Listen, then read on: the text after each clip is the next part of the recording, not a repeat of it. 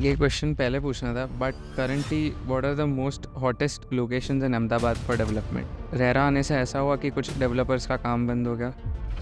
From becoming a building material trader to a developer, कितना easy या difficult था developer बनना? कोई भी ट्रांजिशन डिफ़िकल्टी होता है और उसमें डेडिकेशन से आप अगर उस पर लगे रहो तो 100% आप सक्सेस होते ही हो। What is the procedure for developers to get rights in GIFT city?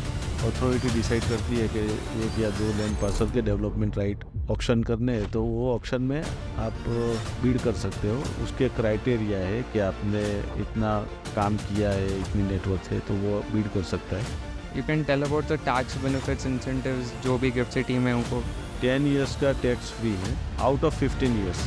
Waste collection system और डिस्ट्रिक्ट कूलिंग सिस्टम के बारे में आपने कहा था।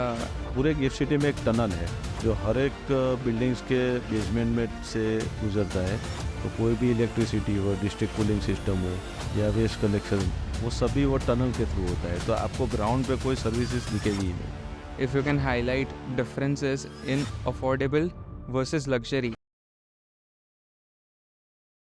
Hello everyone, welcome back to Speaking Real Estate podcast. Today with us we have a very special guest, Mr. Yash Brahmbhatt, who is the Managing Director CEO of Shilp Group. Shilp Group is one of the leading developers in Ahmedabad who have constructed more than 50 projects in the last 20 years. Today's discussion is going to be around their journey in 20 years. He is a first generation entrepreneur.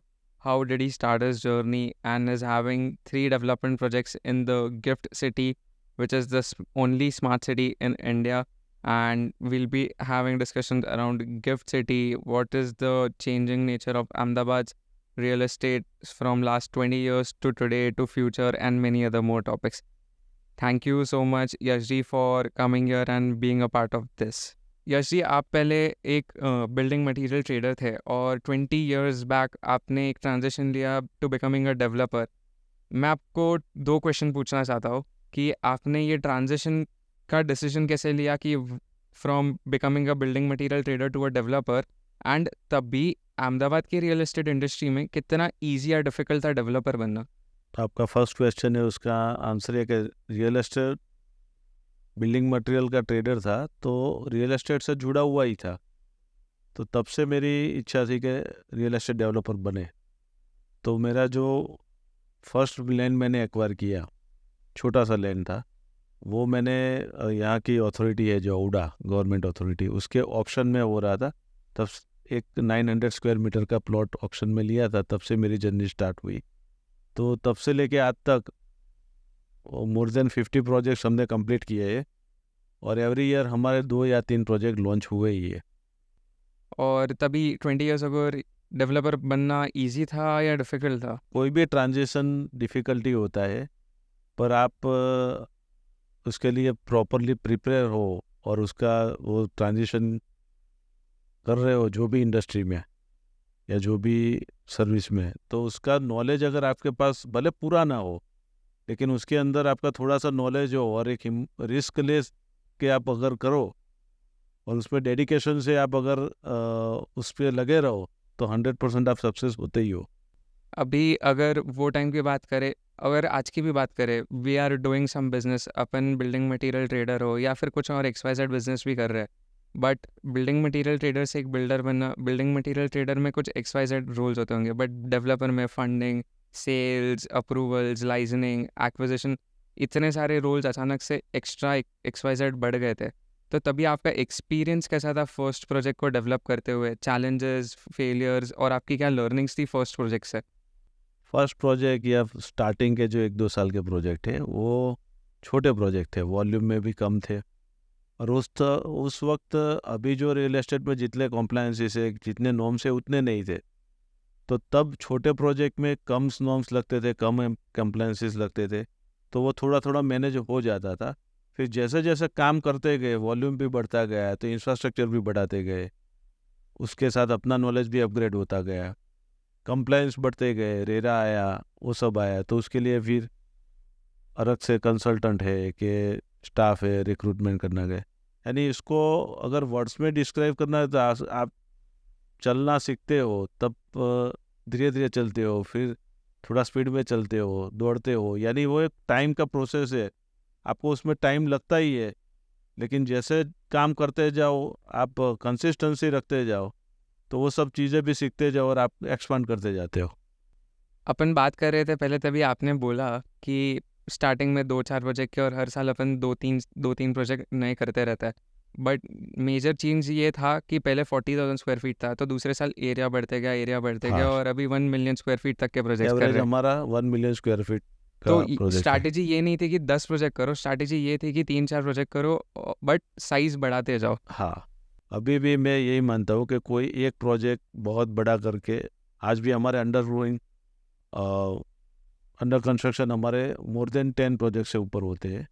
तो जितने ज़्यादा projects अलग अलग area में होते हैं, अलग अलग टिकट साइज में होते हैं, तो आपको डाइवर्सी मिलता है कि कोई प्रोजेक्ट में स्लो स्लोइंग है तो बाकी के 4-5 में अच्छा सेलिंग है, ओके। तो वो आप सर्वाइव हो सकते हो उसमें। वो पहले से मेरा स्ट्रेटजी रहा है कि कोई भी एक प्रोजेक्ट करने के बदले पहले दो तीन करते थे। अभी एवरी ईयर लॉन्च 2-3 होते हैं, बराबर। लेकिन प्रोजेक्ट साइकिल बढ़ गई क्योंकि अभी हाई राइट। राइज बिल्डिंग बनने लगे। तो करंट प्रोजेक्ट हमारे 12 प्रोजेक्ट अभी चल रहे हैं। नाउ शिल्प ग्रुप के सारे projects are in important locations जहाँ पे बिल्डिंगें दिख रही है। तो how important is a location for your project?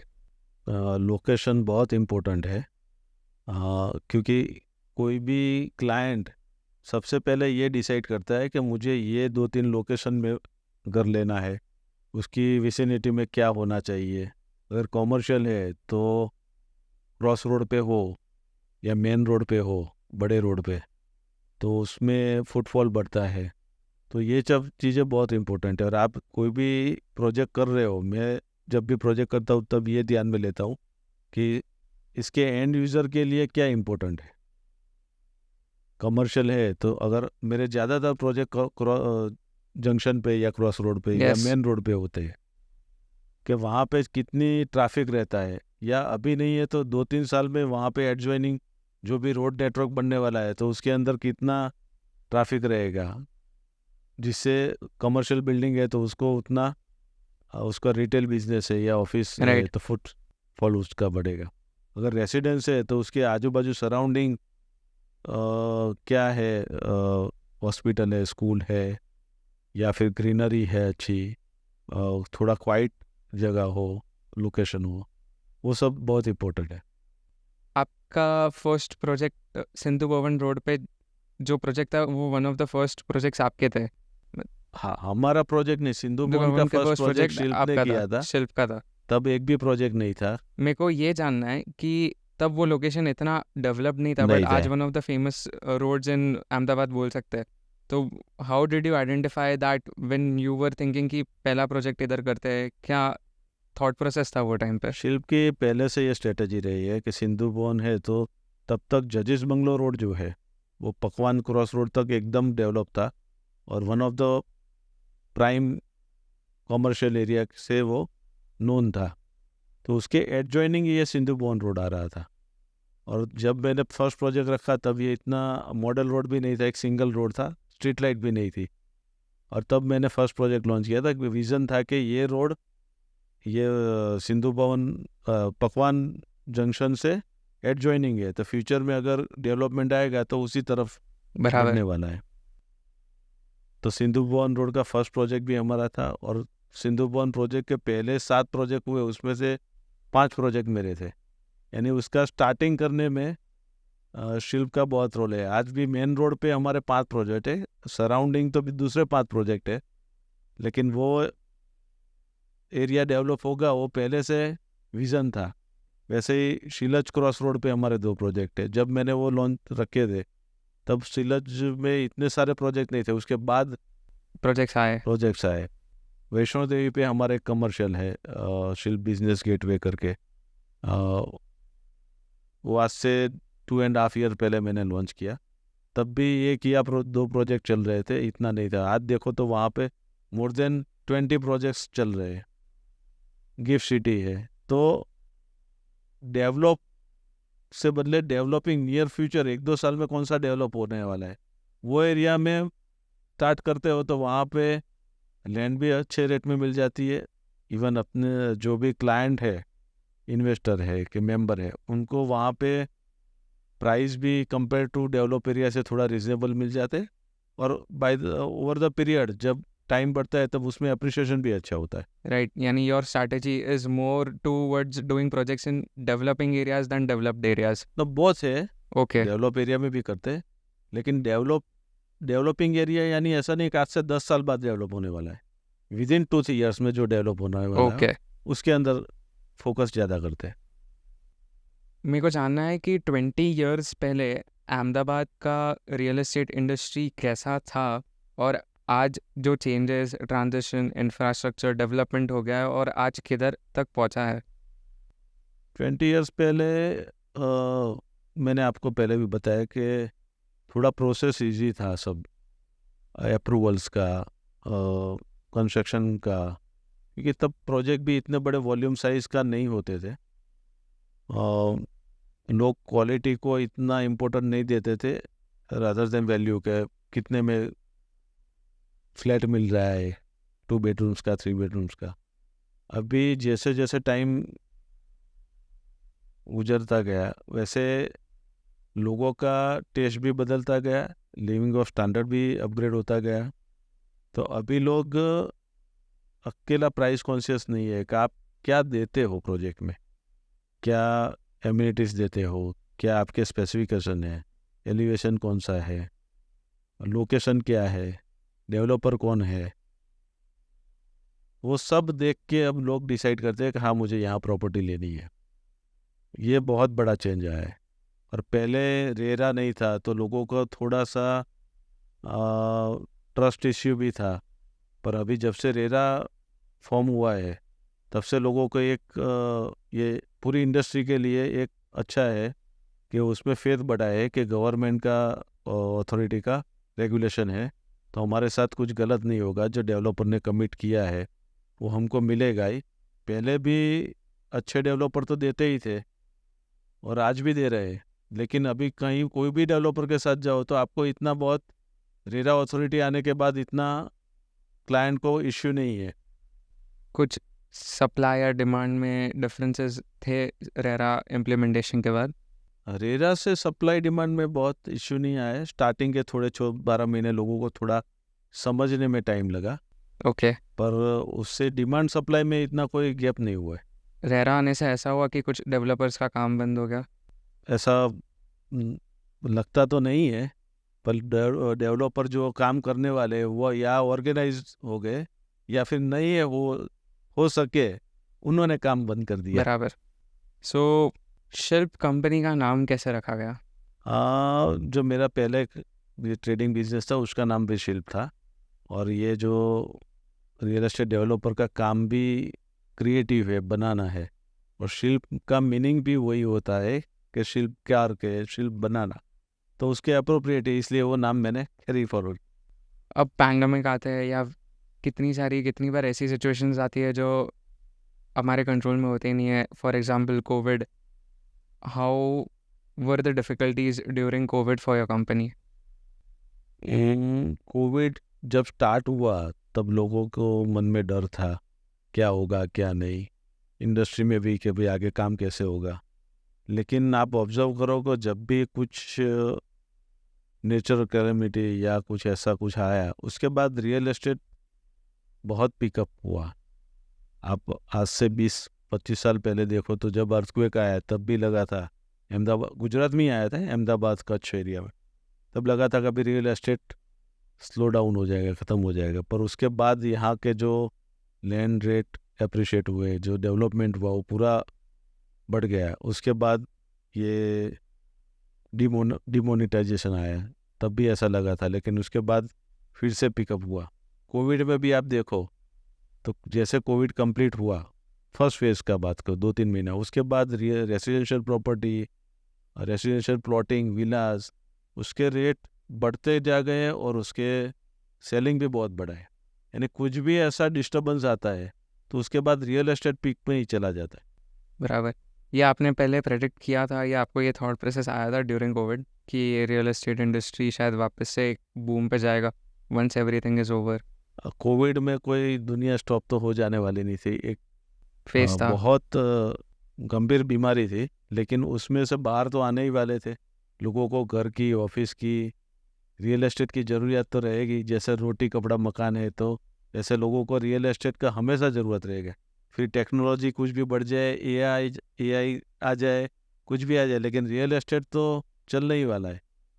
Now coming to one of the most important hot topics, which is Gift City, and I want you to say something about how Gift City plan was initiated. ये idea कैसे आया और ये development कैसे चालू हुआ? Gift city हमारे जो रिस्पेक्टेबल पीएम सर है, उनका ड्रीम प्रोजेक्ट था। जब वो यहाँ गुजरात में सीएम थे, तब उन्होंने उसका विज़न देखा था। एक्चुअल गिफ्ट सिटी स्टार्ट हुआ 2014 से। तब पहले 4-5 प्रोजेक्ट डेवलप हुए थे। थोड़ा थोड़ा गिफ्ट सिटी पिकअप भी आ गया है। 2018-19 में उसका काफ़ी इंफ्रास्ट्रक्चर भी डेवलप हो गए थे, लेकिन बहुत प्रोजेक्ट नहीं थे। इन बिटवीन कोविड आ गया, तो कोविड के बाद थोड़ा टाइम तक कॉमर्शियल एक्टिविटी सब स्लो हो गई थी। और 2021 से हमें ऐसा लगा, हम ऑब्जर्व तो 2014 से कर रहे थे, कि अभी इसका टाइम आ गया है। तो वहाँ पे हमने डेवलपमेंट राइट लिए गिफ्ट सिटी अथॉरिटी से और उस काम स्टार्ट किया। तो आज 2-3 साल में गिफ्ट सिटी में बहुत डेवलपमेंट हुए हैं,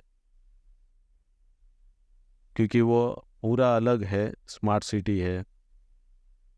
इंडिया में ऐसा कोई सिटी है ही नहीं इंफ्रास्ट्रक्चर वाइज, और वहाँ पे जो IFSC SEZ है, उसमें जो टैक्स बेनिफिट है, वो सब उसकी मोनोपोली है, कि स्पेशलिटी है।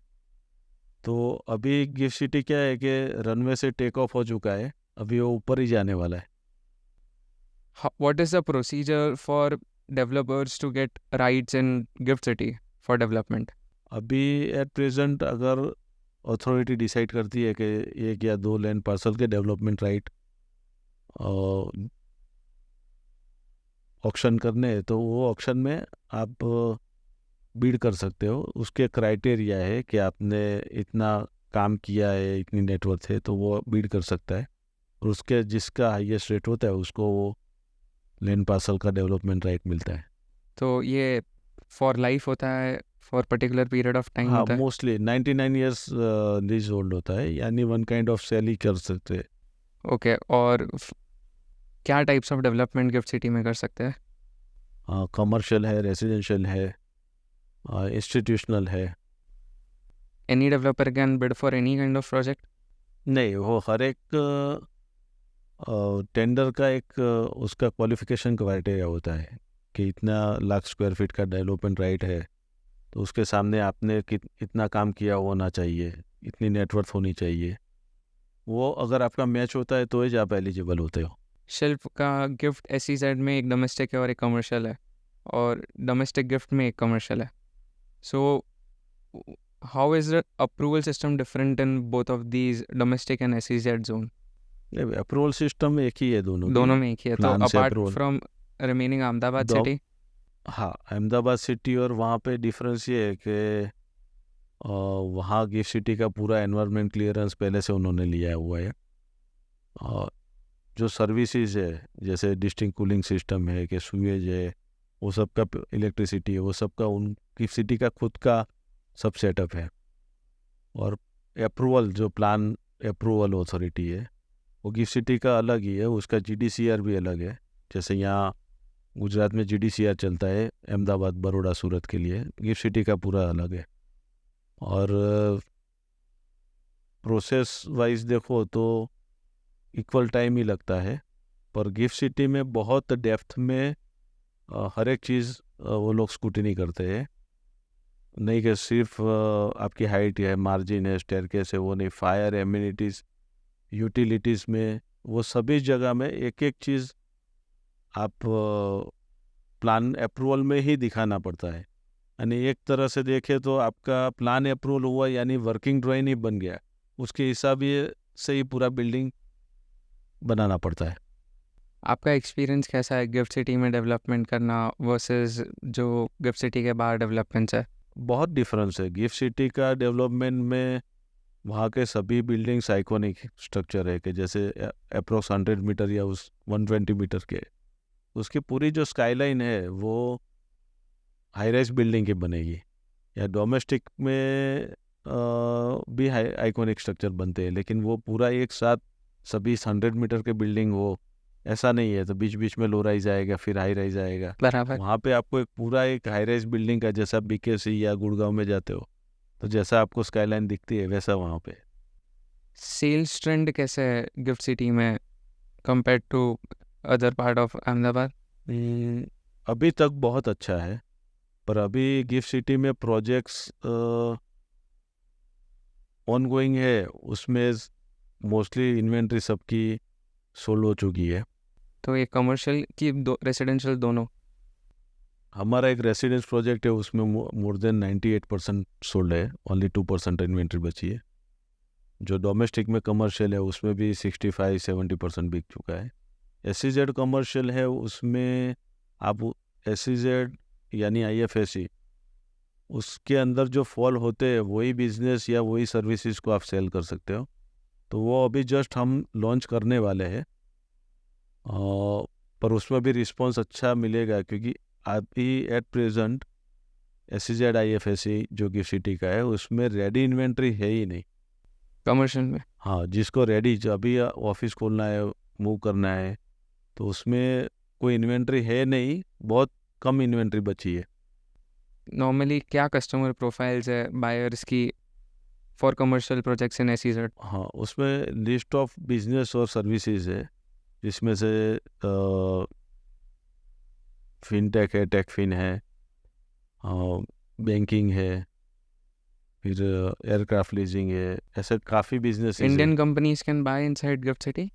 Indian company can buy, but उनको वो सब एक्सपोर्ट बेस होना चाहिए। आपकी जो बिजनेस है वो आप डोमेस्टिक में नहीं, आप एक्सपोर्ट ऑपरेशंस आउटसाइड इंडिया होना चाहिए। आउटसाइड उनको ही उसमें एलिजिबल होते हैं। You can tell about the tax benefits incentives जो भी गिफ्ट सिटी में उनको क्या मिलता है? उनमें IFSC में जो बिजनेस को या सर्विसेज को टैक्स बेनिफिट दिया उसमें 10 इयर्स का टैक्स फ्री है, income tax okay, free income है टैक्स 10 साल तक भरना ही नहीं है। Out of 15 years. यानी आपने आज इनकॉर्पोरेट किया बिजनेस वहाँ पे या ऑफिस किया, तो आप नेक्स्ट 15 इयर्स में एनी 10 इयर्स आप चूज करो, उसका टैक्स फ्री है। कोई भी 10 साल 15 साल में से? यस। यानी पहले के 5 साल अगर भरना है तो नहीं भर दो, करना है तो और बात के थे। बाद के 10 साल इनकम ज़्यादा हुई है Yes. तो वो 10 साल का एग्जम्पशन लो। Yes yes. ये काफ़ी इंटरेस्टिंग कॉन्सेप्ट है। अभी आपका जो रेसिडेंशियल प्रोजेक्ट है SEZ में, उसका कस्टमर प्रोफाइल क्या है? और उसमें NRIs भी है, आउट ऑफ गुजरात के भी है, आउट ऑफ अहमदाबाद के भी है, अहमदाबाद सभी मिक्स है। एंड यूज़र ज़्यादा है, इन्वेस्टर्स ज़्यादा है, ऐसा कुछ है? अभी से डिफाइन करना मुश्किल है, Okay. क्योंकि NRIs है तो उसको इन्वेस्टर समझे, एंड यूजर समझे, वो उसमें से ऐसा भी हो सकता है वो लोग जब इंडिया विजिट करते हैं तब वहाँ रहेंगे, या फिर अहमदाबाद वाले हैं या बाहर से कोई वहाँ पे जॉब कर रहा है तो वहाँ मूव हो जाएंगे। पर दोनों टाइप के इन्वेस्टर भी है और एंड यूजर भी है। वेस्ट कलेक्शन सिस्टम और डिस्ट्रिक्ट कूलिंग सिस्टम के बारे में आपने कहा था, जो बहुत डिफरेंट है ये गिफ्ट सिटी में, आप उसके बारे में बता सकते हैं? वहाँ ऑटोमेटेड वेस्ट कलेक्शन सिस्टम है, तो जैसे पूरे गिफ्ट सिटी में एक टनल है जो हर एक बिल्डिंग्स के बेसमेंट में से गुजरता है। तो कोई भी इलेक्ट्रिसिटी हो, डिस्ट्रिक्ट कूलिंग सिस्टम हो या वेस्ट कलेक्शन, वो सभी वो टनल के थ्रू होता है। तो आपको ग्राउंड पे कोई सर्विसेज दिखेगी ही नहीं, सभी अंडरग्राउंड रहेगी। ऐसा कुछ कोई इंडिया के दूसरे इंडिया सिटी के में है ही कोई नहीं? दूसरे सिटी में या कोई एरिया में ऐसी सर्विसेज नहीं है। What is the design philosophy of Shilp's projects? Design में हम बहुत नीट एंड क्लीन रखते हैं कि हमने बिल्डिंग आज बनाया तो अगले 1 या 2 साल के लिए अच्छा लगे नहीं, लेकिन 10 साल भी वो बिल्डिंग मेंटेन रहे, उसकी यूटिलिटी सर्विसेज भी एज इट इज़ रहे, या 10 साल के बाद भी जो मेंबर्स जो फिर तो हम सोसाइटी हैंड ओवर कर देते हैं, तो उनको भी वो उसका एलिवेशन से लेके डिज़ाइन से लेके ऐसा बनाते हैं इवन कलर स्कीम बिल्डिंग का हो के, तो उनको कम मेंटेनेंस में और लुक में भी एज इट इज़ लगे। प्रॉब्लम वहाँ पे ही आती है जब हैंड ओवर हो जाता है, उसके बाद मेंटेनेंस का ही प्रॉब्लम है। बट कुछ पर्टिकुलर फ्रेमवर्क या कुछ सेट ऑफ हाँ, पर रूल्स आपने आपने बनाए? अच्छे से उसकी यूटिलिटी सर्विसेज मेंटेन की हो, बिल्डिंग का एलिवेशन उस तरह से रखा हो कि जैसे फ्यूचर में कुछ भी उसका मेंटेनेंस है तो सोसाइटी को बहुत एक्सपेंसिव नहीं पड़े, या फिर उसको करने में, रिपेयरिंग करने में या कुछ भी ज़्यादा तकलीफ नहीं पड़े। तो बिल्डिंग ऐसे के ऐसे ही लगते हैं। अगर अहमदाबाद रियल एस्टेट इंडस्ट्री में आप शिल्प ग्रुप को कैसा पोर्ट्रे करना चाहते हो? कई बार ऐसे कंपनीज होती है जो सिर्फ लग्जरी डेवलपमेंट करती है, कभी कोई होती है जो सिर्फ अफोर्डेबल करती है। Shilp does all kind of development in Ahmedabad. हर एक रियल एस्टेट के जितने वर्टिकल है वो सब में हम काम करते हैं। डिपेंड्स है कि फ्यूचर में डिमांड क्या आने वाला है, लोगों की रिक्वायरमेंट क्या है, उसके हिसाब से हम काम करते हैं। आपने एक ऑब्जर्व किया था 2012 से 17 तक हमारे जितने प्रोजेक्ट थे वो कमर्शियल ही थे, क्योंकि तब कमर्शियल की डिमांड ज़्यादा थी और उसका सेलिंग भी अच्छा होता है। आफ्टर 2017-18 हमारा 90% प्रोजेक्ट रेसिडेंस हो गए।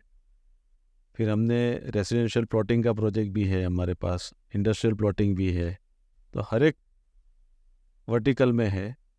पर पर्टिकुलर कोई एक लग्जरी सेगमेंट है, मिड सेगमेंट है कि अफोर्डेबल है, वो पकड़ के हम नहीं बैठेंगे। मार्केट की डिमांड के हिसाब से जो एरिया में, जो टिकट साइज़ में, जो प्लानिंग में लोगों की रिक्वायरमेंट है, उस तरह से बनाते रहेंगे।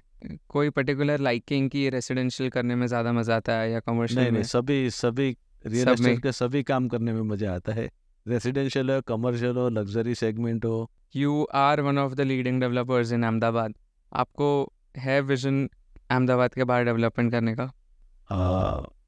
100% जहाँ अपॉर्चुनिटी मिलेगी वहाँ जाएंगे।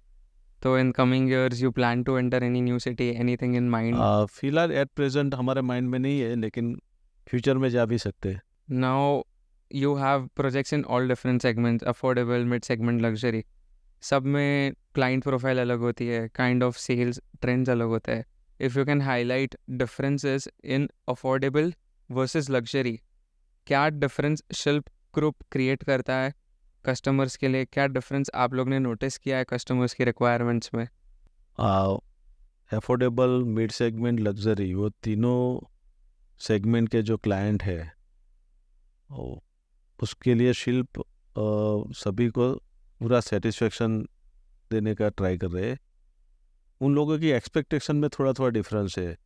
अफोर्डेबल सेगमेंट में उनकी रिक्वायरमेंट भी कम होती है, वो ज़्यादा फाइनेंशियल बजट में वो लोग कंसंट्रेट करते हैं। मिड सेगमेंट में वो मिक्स होता है कि वो लोग अकेला बजट नहीं देख रहे, पर साथ में आप क्या दे रहे हो, एमिनिटीज से लेके क्वालिटी क्या देख रहे हो। लग्जरी सेगमेंट में आप क्वालिटी से लेके एक एक चीज़ उसमें क्लाइंट डिमांड करता है। तो ये तीनों में क्लास अलग है और तीनों की रिक्वायरमेंट भी थोड़ी थोड़ी अलग है। ये क्वेश्चन पहले पूछना था, but currently what are the most hottest locations in Ahmedabad for development? अभी जैसे मैं देख रहा हूँ कि near future within 3 years Ahmedabad Gandhinagar के बीच वाला जो भी पोर्शन है, वैष्णो देवी से गोता, वैष्णो देवी से लेके गांधीनगर तक, अडालज है के आगे है, मुझे लग रहा है अगले 5 साल में दोनों सिटी एक ही हो जाने वाले है। गवर्नमेंट ने भी ट्विन सिटी का प्लान ही किया हुआ है टीपी स्कीम के हिसाब से और डेवलपमेंट के हिसाब से।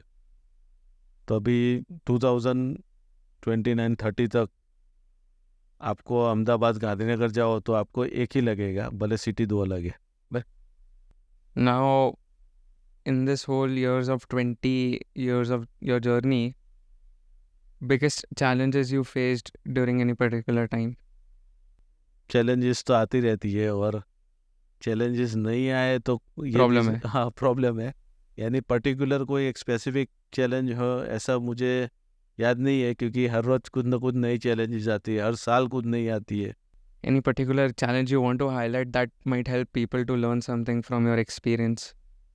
कोई बिल्डिंग, कोई लैंड एक्विजिशन, कुछ? बोल रहा हूँ कि हम रियल एस्टेट डेवलपर का बिजनेस ही ऐसा है कि वो चैलेंजेस फेस करते जाना जाए, लेकिन कल की चैलेंज आज जो आने वाली है उससे थोड़ी कम लगती है, क्योंकि आज की चैलेंज नहीं है, वो चैलेंज जो सॉल्व हो चुकी है वो हमेशा कम लगती है, नई आने वाली चैलेंज बड़ी लगती है। अहमदाबाद में land acquisition models, land available है हाँ हाँ, अहमदाबाद में और रीडेवलपमेंट भी हो रहा है। रीडेवलपमेंट भी हो रहा है। इन्हीं अभी रिसेंटली स्टार्ट हुआ है। रीडेवलपमेंट का ट्रेंड पिछले 4-5 साल से धीरे धीरे स्टार्ट हुआ है। तो शिल्प ग्रुप का कुछ focus particularly toward land acquisition, redevelopment की आप दोनों करते हो? नहीं, रीडेवलपमेंट में अभी हमने फोकस नहीं किया है। हम लैंड एक्विजिशन करके जो जैसे टिपिकल प्रोजेक्ट होते हैं उसी में ही फोकस ज़्यादा करते हैं। Any failures you had in this journey of yours? Failure नहीं बोलूँगा, लेकिन कहीं पर फेलियर हुआ है तो वो बेनिफिट वाली हुई है कि वहाँ से हमने सीख के आगे कुछ अच्छा ही किया है। यानी मैं ऐसा नहीं समझता कि कुछ भी फेलियर हुआ है। तो वो क्या लर्निंग्स थी वो फेलियर्स में? कई जगह डिसीजन थोड़े बहुत आगे पीछे हो जाते हैं, तो कोई बार आपको बैकफुट पे आना पड़ता है, या फिर कोई आपको वहाँ पे फाइनेंशियल थोड़ा सा लॉस हो हुआ है, लेकिन उसमें से सीख के नेक्स्ट टाइम वो गलती नहीं होती है, तो फेलियर नहीं है, वो हमको एजुकेट करती है। यंग जनरेशन जो रियल एस्टेट इंडस्ट्री में एंटर कर रहा है उनके लिए क्या एडवाइस है? आप फोकस, अगर आपको रियल एस्टेट बिजनेस है तो आप उसको फोकस रह के, अगर आपका इंटरेस्ट है तो ही आप सक्सेस हो पाओगे। इंटरेस्ट है तो फोकस रह के डेडिकेशन से आप काम करना पड़ेगा, तो ही आपको सक्सेस मिलेगी उसमें। Now, Shelp Group has a Sneha Shelp Foundation. Can you say about the reason and aim and objective of this foundation? ये हमने ड्यूरिंग कोविड हमने ये फाउंडेशन स्टार्ट किया था, तब काफ़ी लोग चैरिटी कर रहे थे, लोग हेल्प कर रहे थे, क्योंकि माहौल ही ऐसा था कि हर कोई कर रहा था, तो हम भी कर रहे थे। वहाँ से हमको थॉट आया कि हम अगर वहाँ XYZ जगह पे जाके कोई ट्रस्ट है या उसमें कुछ डोनेशन दे आए, उसके बदले अपने ही कुछ हाथ से स्टार्ट करें, कि जिससे लोगों को, अगर हमको करना है या किसी को भी रास्ता मिले। कुछ लोग भी बोल रहे थे कि हमको कुछ करना है, खाना देना है कि ये देना है, लेकिन उस टाइम रास्ते नहीं मिल रहे थे बहुत, क्योंकि लॉकडाउन भी था। तो तब से छोटा छोटा स्टार्ट किया, और अभी जाके बहुत अच्छा काम कर रहे हैं उसमें। सभी फैक्टर में, एजुकेशन है, स्टार्टअप में है, यूथ का एम्पावरमेंट में है, उसमें काफ़ी एक्टिविटी हम उसमें कर रहे हैं। Very great initiative by the group to giving you. back to the society. Thank you so much, SG.